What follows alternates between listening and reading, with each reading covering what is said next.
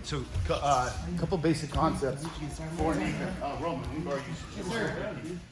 So tripling up and guard knee cut is basically when I go through here and now I'm cutting the knee.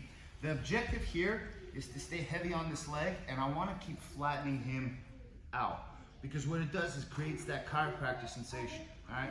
Where your shoulders are going that way, your hips are going this way, and you get that lower back crack.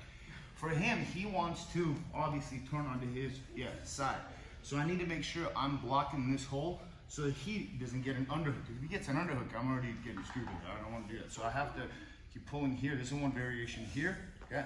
And I want to block this hip so that he doesn't have the underhook. The second thing I want to do is I want to control this arm, because it helps me take him off to the side here, and I want to get through here, and then from here you can get into your side control or keep walking around the head. All right, so we're here, get here, you can go here, and then you want to get here. What's nice about here is you want to keep sitting on that leg. You don't want to let him move you up into the center, because if he does, yeah, you can get by. But what you don't kind of want is for him to shift your weight to the center. So as you're here, sometimes they bring their knees up, and they don't let you cut through here. So you have to keep moving your knee through here, here, okay, here. And then there's also the cross collar grip here, because I want to be here, and I want to be constantly pressure on that leg right here, and I want to have pressure on his neck, because here I can always open the neck up this way and begin to slide this way here. But here I want to be able to make sure that I also don't lose the underhook, because here with that cross collar grip he has an underhook. So I always want to defend the underhook here. And so I have the underhook here, and I can always get here. So now I can begin to drive through here, and then you can get into a nice scarf hold here, or you can begin to switch base here, and then we have these here, rolling the hips. So what we're going to do is practice this basic knee cut. You're going to either go inside, over, or under, or you're going outside. Outside would be more like a leg drag. Preferably, you want his lapels out. So here, I roll him this way here, step in, get here. So his hands are kind of going to be framing here, my shoulder sometimes. I'm going to plug that hole so I can get by that knee. This hand, if I don't control it, it's going to be easier for him to turn this side. So I want to be here. But my right knee is stapling my shin, stapling his leg. So if he tries to kind of move that leg, I have good control. And now my foot gets through and I move it out. As I keep pulling this arm and control his ability to get the underhook, because I don't want him to get that underhook. So here I can beat him here. And then hopefully get that. Because I really want that, because it's super powerful.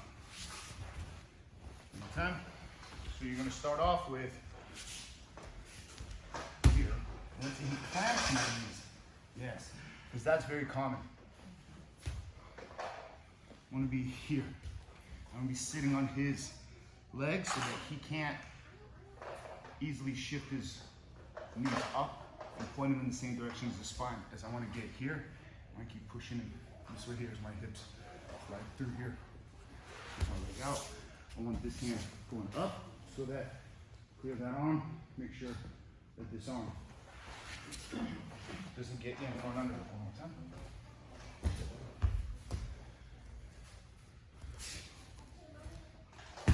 This is a knee cut.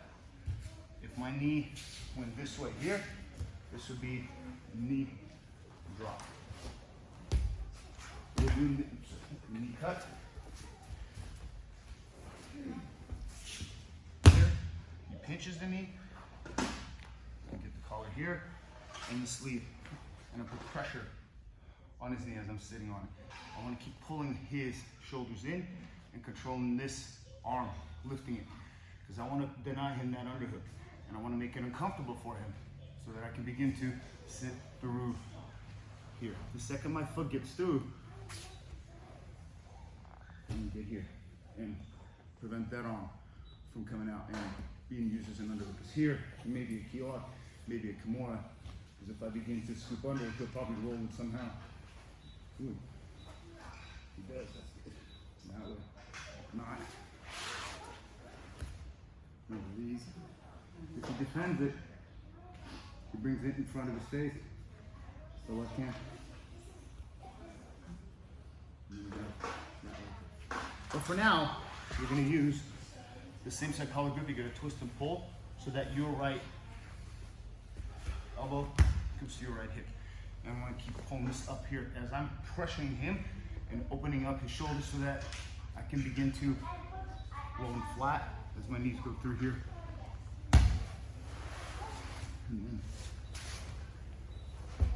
And you can catch up. But for now, let's just try that, all right? Let's go 1, 2, 3.